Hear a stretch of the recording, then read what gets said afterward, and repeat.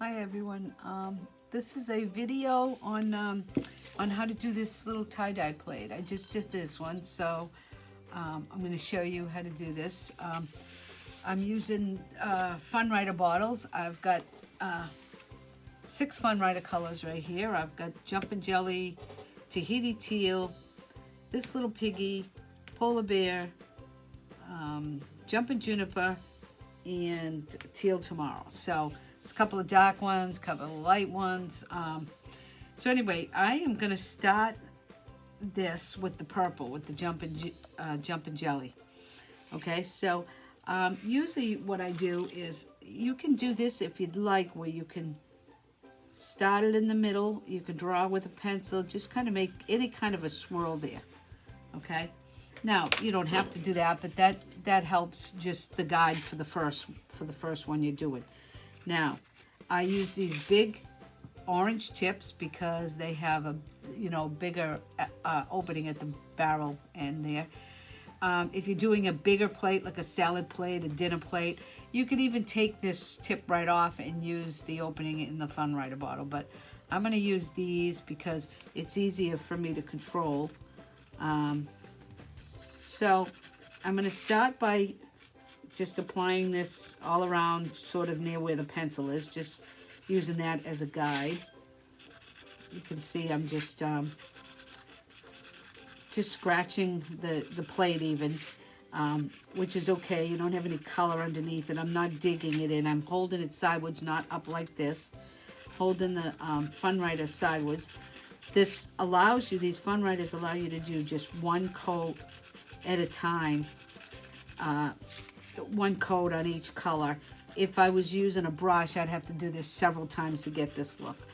This is really nice to be able to use the Fun Writer with this, because you can just, you can do it one coat and you're done, that color, So as I get up here, I'm going to get a little bit wider as I get outside of the plate. You could make a bunch of little small ones. You can make, you can do whatever you want. This is a great project for kids. I think kids would have fun with it, especially if you pencil in some lines for them to follow on this first one. Once you get the first color on, the rest of the colors, you're just following along this thing that you already have going, As you can see, I'm bringing some of them outside of the color, just kind of pulling some up so that it's not just all even.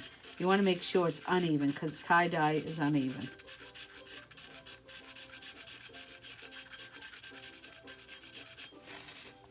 Now, each plate is going to be a little different. Nobody's plate's going to be the same. That's what makes them kind of cool, because they're unique.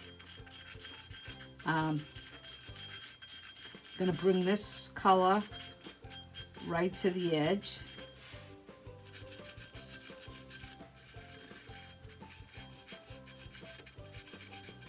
I'm probably going to put a black edging on these because I think it'll look nice.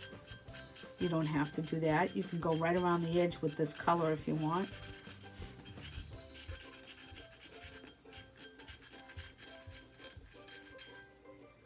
All right, so far I just got this purple here, okay, the dark Jumpin' Jelly, which is pretty dark. So now I'm going to go with a lighter color.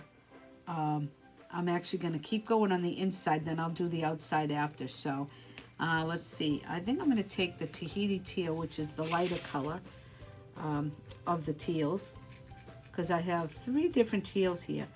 I have the Tahiti Teal, which is light, the Jumpin' Juniper, which is like a medium teal, and then I'm going to put a little of this dark color here, which is the Teal Tomorrow, which is the darkest of the teals. Now, I could have used a lighter purple too. We have a light purple, but I kind of wanted to do the pink instead. I just wanted to bring some more lighter colors, and that was a lot lighter. Just in order to bring a pink into it. So you can see I'm doing the same thing. I'm just going right up against the other color. And you see when I'm doing that, I'm staying on the inside one. I'm bringing some color up into the purple. Sometimes when you're scraping, you tend to put a little divots in there, so go back and cover that. You know, like you don't want it to have little crawling spots. So make sure you get your color in there, and you don't see this big white space, because that will show up and it'll look like it's crawling.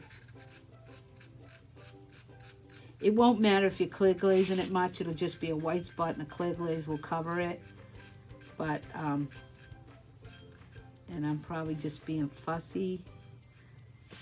Okay, so I'm going to bring some of the blue up a little bit higher in certain areas. I mean, even just these two colors, you could just keep alternating colors, but you should have at least 3 colors, because as you can see right here, I'm going to need another color here, because if I put purple, it'll look good on this side, but not on this side, because it's just going to run into that and make that part thicker purple. So if you have at least 3 colors, you'll be able to do this. I've got 6 colors, so I'm probably going to use them all. I did use them all on this other plate. I don't know if this one, I don't know if I'm going to use all the colors. I might use a few less.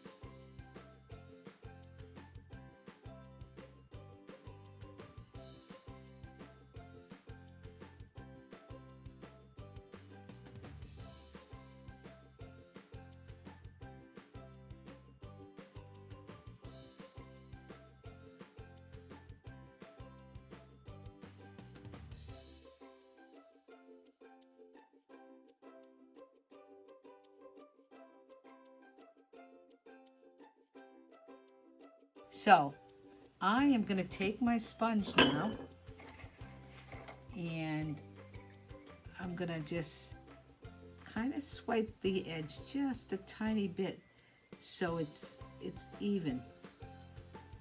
So I got like an even, especially if I'm going to clear glaze it. Now I can leave this little edge white if I want, or I can, coat, put a black edging on it if I want.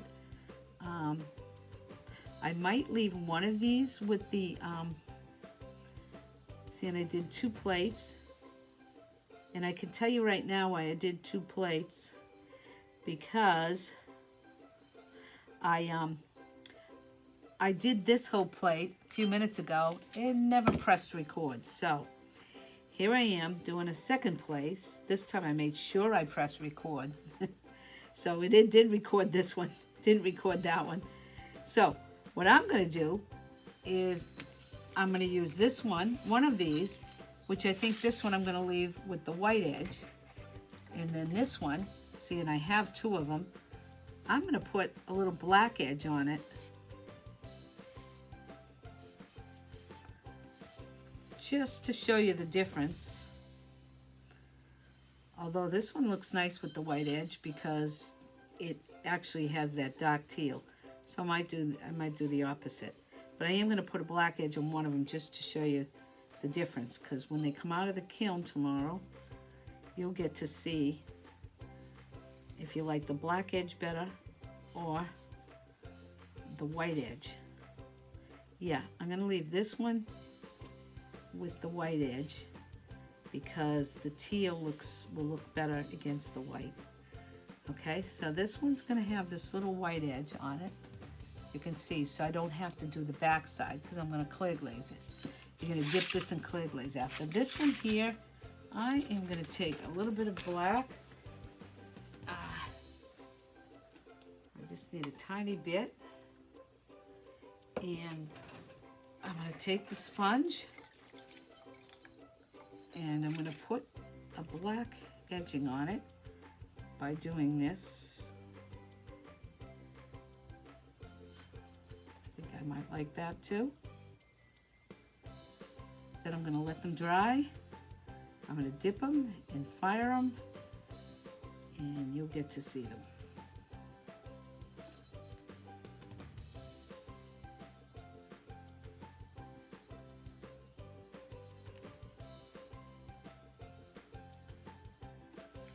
Okay, so you can paint the whole back side black if you'd like.